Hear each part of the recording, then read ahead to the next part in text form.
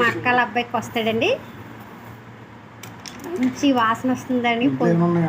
అందులో ఉన్నాయి లేదు తెలియదు, ముందు ఇది చేయొచ్చు, దాని మీద ఓపిక చేయండి.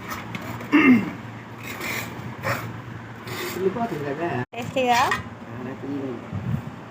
ఎంత తీగా ఉందండి. కత్తి పనసకాయ చేయడం రావాలి. మా అక్కల అబ్బాయి కొద్దిగా బాగా చేయవచ్చు. వాడి కోసం ఎదురు చూస్తున్నాం. ఓపెన్ చేసాం కానీ ఎదురు చూస్తున్నాం. తేనె పట్టు తీపిగా ఉంది. పనసకాయ అంటేనే తీపిగా ఉంటుంది. పిక్క చాలా పెద్దదిగా ఉందండి. మా అమ్మగారు చూసి పొంగిపోతున్నారు. మా అమ్మగారికి పనసకాయ అంటే చాలా ఇష్టం. పనసకాయలో ఎప్పుడైతే కనిపించినా కొనాలి అనిపిస్తే కొంటారు. పిక్క మట్టుకు చాలా పెద్దదిగా ఉంది. తొన చిన్నదిగా ఉండాలి. పైన మరి కాయ చిన్నదిగా ఉంది కదండి, అందుకు తొన లైట్గా కొద్దిగా చిన్నగా ఉంది. దీనికి ముదిరిపోయింది. మా అక్కడ అబ్బాయి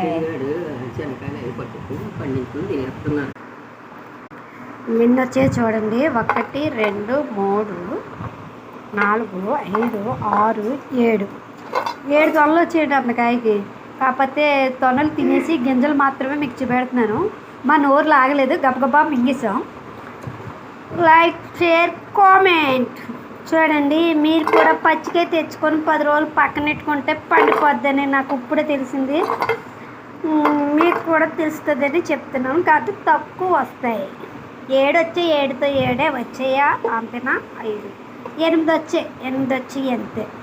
ఇలా తీయడం తర్వే అలా తినేసామండి. ఇలా తీయడం తర్వే అలా తినేసాం. ఇలా తీయడం అలా తినడం, ఇలా తీయడం అలా చాలా తీగా ఉందండి. టేస్టీగా ఉంది, కమ్మగా ఉంది.